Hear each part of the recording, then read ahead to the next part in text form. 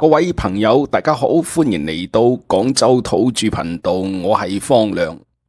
今日呢條片嚟自於一件真實嘅事。阿華伯68歲喺香港拼搏咗半世，退休之後移民嚟到新澤西湊個孫，諗住喺度享清福。點知去到美國第4個月，有一晚突然間心口唔舒服，直冒冷汗。太太即刻911叫救護車，救護車將佢送到醫院之後，醫院就問咗佢太太：李先生有冇醫療保險啊？佢嘅太太成個呆晒，佢就話因為啱啱移民過嚟，仲未買到保險。做完檢查，作咗一啲簡單治療，第2日出院，護士遞俾佢哋一份賬單，係叫做初步費用清單。一睇個數字，兩個人即時呆晒。賬單裏邊寫住急症入院1晚3980蚊美金。阿華伯睇住個賬單睇咗足足5分鐘，講咗句話：原來老咗最驚嘅唔係病，最驚嘅係病咗冇錢醫。阿華伯嚟自於香港，移民嚟到美國。我呢，嚟自於加拿大，移民嚟到美國，所以我哋對美國嘅醫療都非常關心。但係可惜嘅係，去問人嘅時候，每一個人嘅講法同埋理解都唔一樣。我只好揾唔同嘅保險經紀傾有關美國醫療保險呢個問題。今日我會喺呢條片裏邊對美國醫療保險作一個全面簡單嘅解釋。我相信對於嗰啲對美國醫療系統唔係咁清晰嘅人嚟講，睇完之後應該會有一個比較清晰嘅印象。順便我又會講一講加拿大嘅醫療同埋香港嘅醫療。我相信對於嗰啲準備移民美國或者加拿大嘅香港華人，或者係準備移民美國嘅加拿大華人，應該係比較有幫助嘅。有啲朋友話，點解揾唔到 HYPE 呢個掣啊？嗱，從呢一個截圖裏邊，大家睇到 HYPE 呢個掣就放喺呢個位置，而 HYPE 呢個掣呢，喺影片上傳咗7天之後，佢就會自動消失。如果大家喜歡我嘅視頻不妨就係撳呢一個掣，撳完呢度，跟住撳下一個截圖嘅呢一個位置。第一部分，美國全球最貴、反應最快、最燒錢嘅醫療系統。喺美國，如果你冇買保險，醫院就等於係高級酒店嘅價錢。美國醫療雖然先進，但係現實係冇保險嘅話，你連行入急症室你都唔敢入去。舉個例子，救護車800蚊到2500蚊，驗一次血幾百蚊，急症室住1晚幾千蚊。好似頭先講嗰個阿華伯住1晚急症室3980蚊。喺美國，如果病咗，第一句話你問自己嘅唔係自己有冇命，而係問自己到底有冇保險。美國老人最常見嘅醫療保險就係 Medicare， 就係華人圈裏邊通常叫嘅紅藍卡。紅色呢就係 Part A 部分管住院嘅，藍色呢就係 Part B 部分係管門診嘅。亦即係講喺65歲嘅時候，政府會寄張紅藍字樣嘅卡俾你，呢張就係美國老人必備嘅基本醫保啦。我曾經問過唔少嘅美國當地華人，甚至佢哋喺度住咗成10幾年嘅美國華人，我問佢哋 Medicare A 到底係點樣操作嘅？大部分人都係咁樣答嘅。如果你喺美國工作咗10年，有40個積分嘅話， Medicare A 係免費嘅。我問佢咩叫做免費啊？大部分人都係咁樣回答嘅，亦即係講住院做手術都係免費嘅。咁我就問啦，如果嗰啲冇40個積分嗰啲人係點呢？大部分人係咁答嘅。如果你做唔夠40個積分嘅話，咁 Medicare A 係唔 cover 你任何嘢嘅。咁你去住院嘅話，做手術嘅話，就100%自己俾錢。喺呢度，我可以好負責任咁話俾大家聽，呢一種解釋係錯得好離譜。首先，我講嘅第一句話係 Medicare A 所謂嘅免費，只係月費免費，唔係住院免費，住院係要俾錢嘅。下面呢，我就俾更加詳細嘅解釋。如果你已經做咗10年嘢，有咗40個積分，咁樣你就唔使再去供 Medicare A， 亦即係講月費為零免費。如果遇啱要入院要做手術，咁每一次入院嘅時候呢，都先要支付1632蚊。嗱，呢個1632蚊係2025年嘅金額，每一年係唔一樣嘅。喺2025年，如果住院嘅時候個費用超過咗1632蚊呢，咁就由 Medicare 嚟出錢啦。咁啊 Medicare 咧就唔係話你住幾長佢出幾多錢，唔係嘅喎。Medicare 出錢只係出住院開始嘅第1日到第60日，從第61日開始嘅話呢，咁你自己加錢自己去俾啦。Medicare 基本上就係冇眼睇啦。咁啊，如果你有 Medicare A 嘅話，從住院嘅第1日到第60日，Medicare A 包括咗啲咩項目呢？佢係包括咗手術費、住院費、麻醉費、護士費、檢查費。正如頭先所講嘅，從第61日開始，基本上呢 Medicare 冇眼睇啦。如果一個人完全冇 Medicare A， 而想要住院要做手術嘅時候，個費用100%自己承擔。手術費大概係2萬到8萬 ，ICU 大概每一日就1萬，住院嘅費用每一晚大概係1500蚊到6000蚊，總共大概係6萬蚊左右。所以有 Medicare A 同埋冇真係差天共地。如果有 Medicare A， 自己所出嘅費用係1632蚊，如果完全冇嘅話，可能6萬到8萬蚊。咁有啲人就話啦，我唔夠40個積分，但係我又想有 Medicare A， 咁點辦呢？好簡單，咁你就要供月費啦。夠40個積分嘅話免費，唔夠嘅話你就要俾錢供住 Medicare A， 一直供到你夠40個積分為止。咁你就可以免費啦。咁要供嘅話，供幾多錢啊？咁到時要同保險公司計數，大概每個月從200幾蚊到500幾蚊。一旦你有咗 Medicare A， 雖然你係用錢去供嘅，咁你所享受嘅福利同頭先所講嘅一模一樣啦，亦即係講住院嘅時候一樣要俾1632蚊。簡單嚟講，Medicare A 所謂免費只係月費免費，住院係要俾錢嘅，但係當然啦，俾嘅錢非常有限，1632蚊，呢個係2025年嘅情況，每一年唔一樣。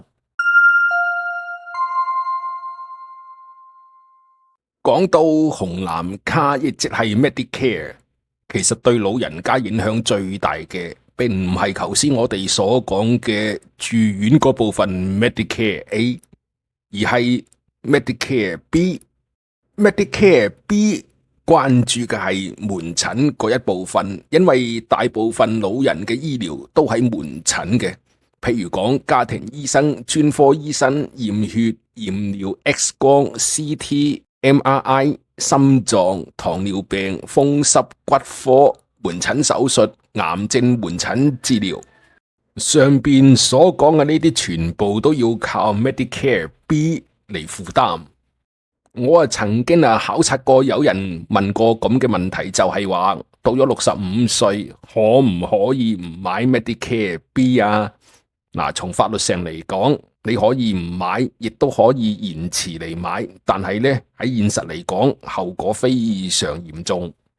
首先講，如果冇 Medicare B， 有啲咩後果呢？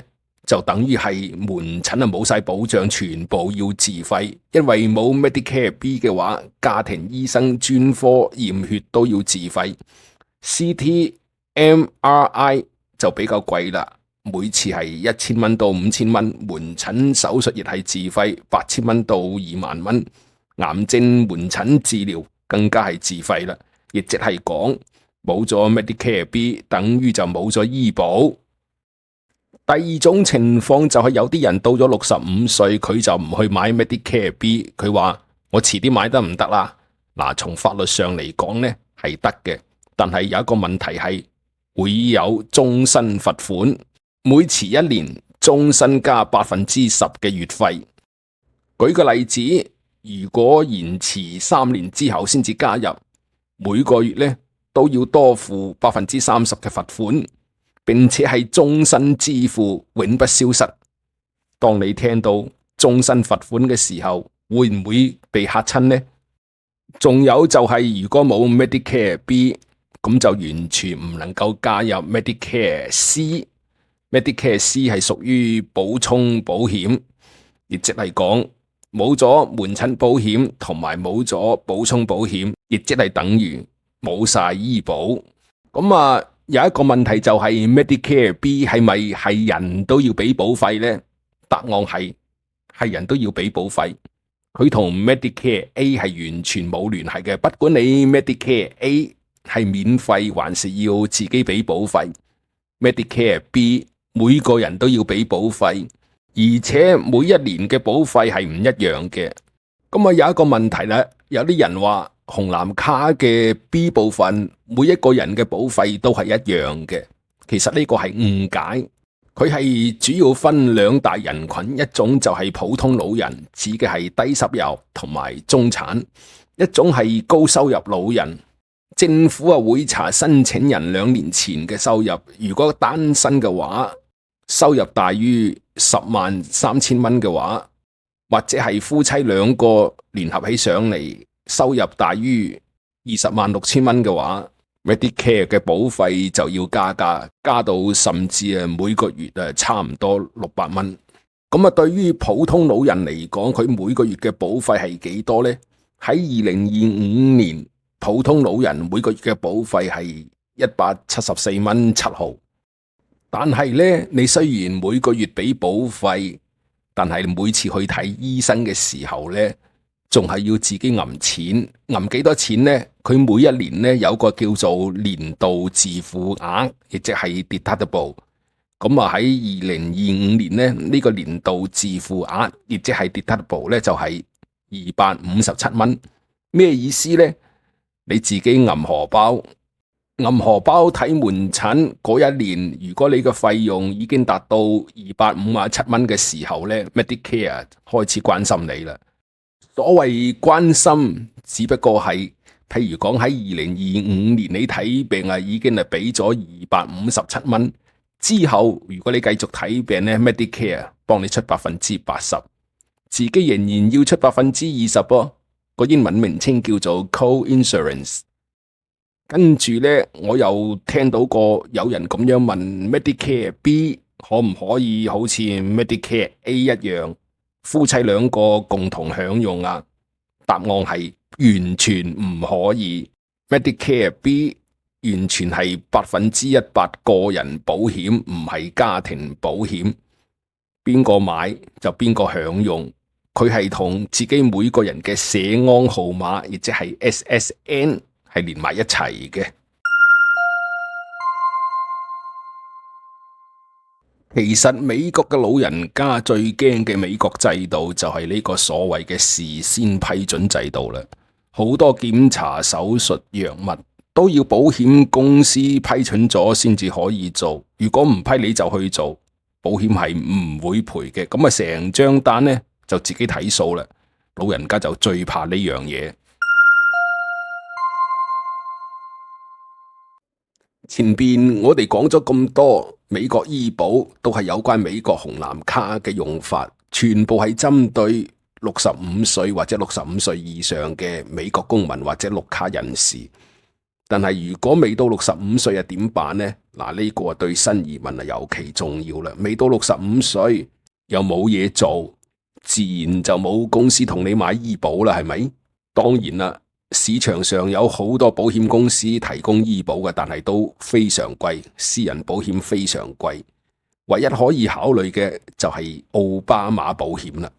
奧巴馬保險最平可以係月費係為零，但係最高嘅可以超過一個月1500蚊，主要係睇個人嘅收入啦。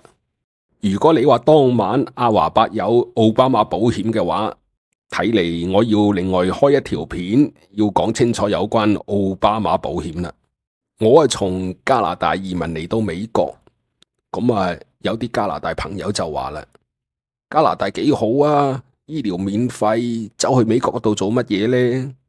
嗱，咁我簡單講一講加拿大嘅醫療。加拿大嘅醫療免費冇錯，但係最可怕嘅係時間上，有時候真係等唔起。加拿大人都知道，有時候真係小病等成大病，大病只能等死。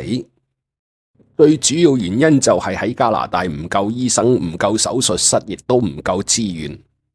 因為加拿大嘅醫療系統全部由政府埋單，所以咧政府有一定嘅配額，配幾多 CT， 配幾多 MRI， 配幾多手術，配幾多醫生，所以小病一定先讓俾大病，結果小病等成大病。從醫療技術上嚟講，確實存在美國做得到，加拿大做唔到嘅高難度尖端治療。譬如講，美國可以做心臟手術，加拿大唔係做唔到，但係有名額限制，排期可能長達幾個月到1年，到最後有啲老人死啦都未排得上隊。另外一個例子就係癌症嘅靶向治療同埋免疫治療，喺美國都非常普遍啦，但係加拿大呢，仲喺度審批緊。咁講一講香港嘅醫療啦。阿華伯係咁樣講嘅，香港嘅公營醫療質量非常好，醫護都好專業，但係最大嘅問題就係排期太長啦，專科分分鐘排半年、1年甚至2年，手術排期有時排下排下，自己都唔記得自己係咪喺度排緊隊。喺呢條片裏邊，我詳細講咗美國嘅醫保，亦簡單講咗加拿大嘅免費醫療同埋香港嘅情況。咁三地對比嘅話，美國係最快，但係最貴。有保險就唔使驚，冇保險咁真係好大鑊。加拿大雖然免費，但係實在太慢啦，真係分分鐘係細病等到大病，大病等死。香港平靚正。最大嘅問題就係人太多太爆啦，有時候排期真係排到會延誤病情。今日嘅分享就到呢度，我打算跟住落嚟會做2條片，一條叫做60歲先移民美國，仲攞唔攞到社安金，醫療又點算？另外一條大概就係講奧巴馬醫療保險嘅。咁樣我估計呢2條片可能會令到好多老人家能夠重新評估自己嘅人生計劃。多謝大家嘅收睇。